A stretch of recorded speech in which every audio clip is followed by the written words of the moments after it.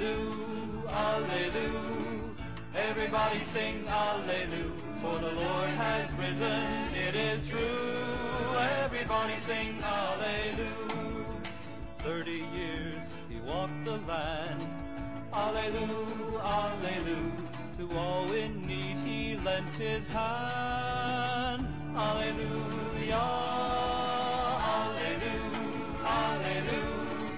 Everybody sing. Welcome to this playlist, which is devoted to a discussion and an analysis of the Second Vatican Council. The installments are numbered, so you might want to watch them in numerical order. I think they'll make a little more sense to you in that way. Today we're talking about the use of the vernacular in the liturgy. According to the Catholic Encyclopedia, Latin had retained its place in the liturgy as it was seen to point out and watch over, in the very bosom of the Church, that unity of belief in all places and throughout all times, which is her birthright.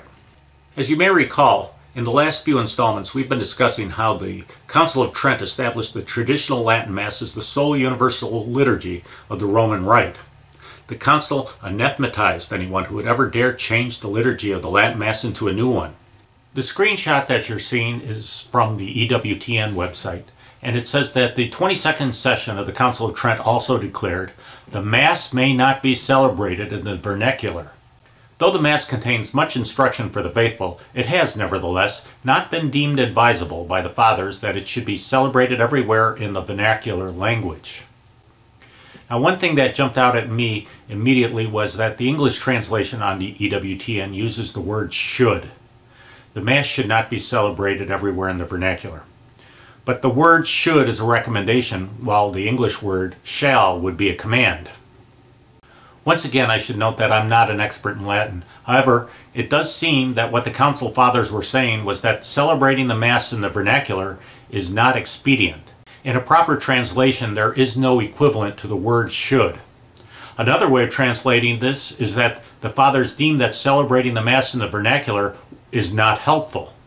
The Council of Trent in the 9th canon of the 22nd session also declared, "If anyone says that the rite of the Roman Church, according to which a part of the canon and the words of consecration are pronounced in a low tone, is to be condemned, or that the Mass ought to be celebrated in the vernacular tongue only, or that water ought not to be mixed with the wine that is to be offered in the chalice because it is contrary to the institution of Christ, let him be anathema." Please note that we'll discuss the canon in the next installment.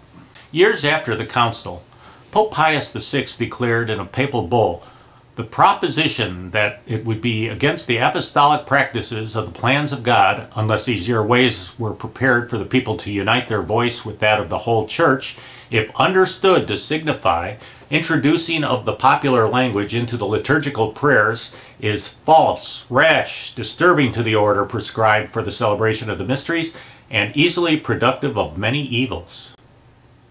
On your screen, you're seeing what Pope Pius XII's 1947 encyclical, Mediator Dei, as it appears on the Vatican's own website.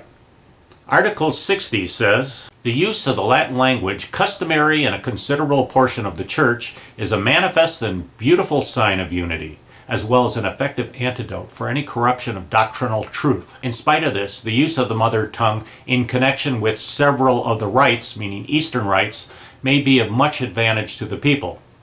But the Apostolic See alone is empowered to grant this permission.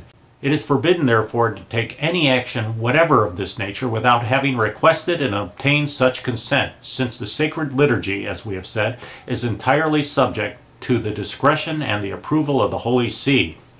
So what we see, the modern all-vernacular liturgy stands condemned by the Council of Trent, these papal exhortations, and also we see Pius XII's warning, his predictions come to pass.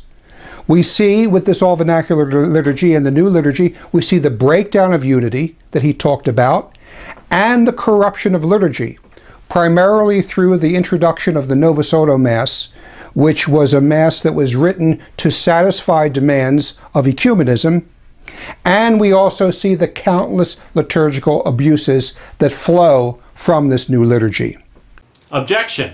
An awful lot of Catholics, most of the world, is under the impression that when Vatican II finished up doing what Vatican II does, we got rid of Latin, we got rid of, altar boys, we, ripped out communion rails. Vatican II said to get rid of all the statues, go hide Jesus in the tabernacle somewhere. And that's what people's perception is. Obviously, you're a parish priest. You know that's what people's perceptions are. So much of that, yes. But is that what Vatican II actually did? Oh, no, not at all. Not at all. But, we constantly hear the talk of the spirit of Vatican II. And I find that the so-called spirit of Vatican II all too frequently conflicts with the actual letter of Vatican II. And as far as getting rid of, I brought back Latin in the Mass during Advent and during Lent this year, too. And a few people, not many, some people do like it. Many people do like having the Latin back, but there's always a few that really don't like it. And they say, didn't Vatican II get rid of that? And so let me ask you, stop right there. When a Catholic comes up to you and says, hey, Father, didn't Vatican II get rid of Latin? What do you say? Oh, I tell them that I directly quote from Sacrosanctum Concilium, which is the Constitution on the Divine Liturgy, and I say no. In Sacrosanctum Concilium directly, it says that specifically. I actually gave a homily on this, or I also gave it a little explanation at the Mass where I reintroduced the Latin. It was that Sacrosanctum Concilium, I believe it's paragraph 16, says that Latin, all things, particular law notwithstanding, Latin is to be preserved in the Latin rites of the Mass. So quite the contrary, Vatican II did not say get rid of the Latin. It said that Latin is to be preserved. So somewhere along the line, if the letter of Vatican II says that Latin should be preserved in the Latin rites of the Mass, and today nobody hears Latin anymore, something's gone wrong between the actual, we're not in conformity with what the Council actually tells us. Well, Father is correct about what the first paragraph of Article 36 of Sacrosanctum Concilium says. This is a screenshot from the Vatican's website. As Father noted, the first paragraph says, the use of the Latin language is to be preserved in the Latin rites.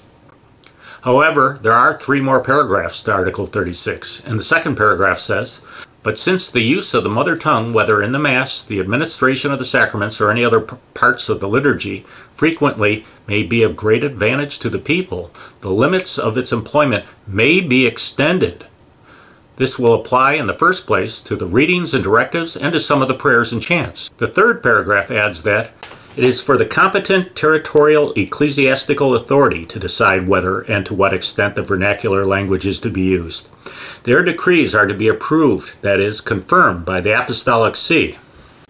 Finally, the fourth paragraph adds, translations from the Latin text into the mother tongue intended for the use in the liturgy must be approved by the competent territorial ecclesiastical authority mentioned above. Now, this last paragraph would be kind of humorous if it wasn't so tragic.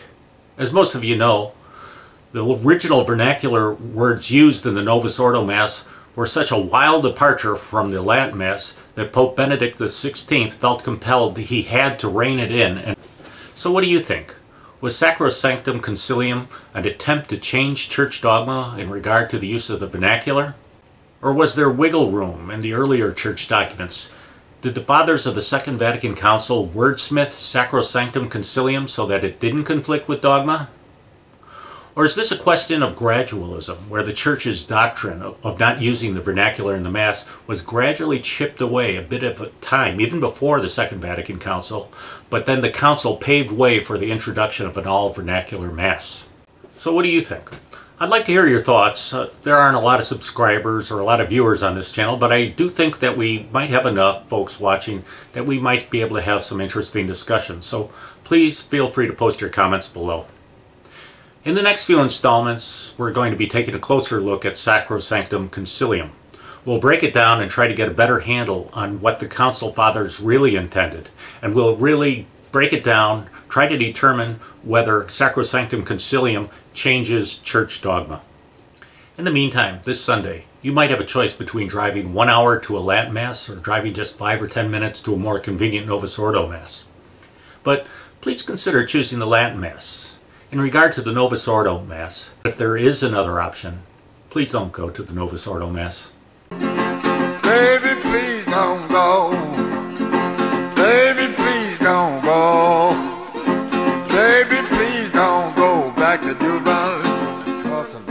soul.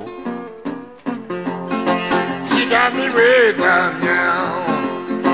She got me way down now. She got me way down now.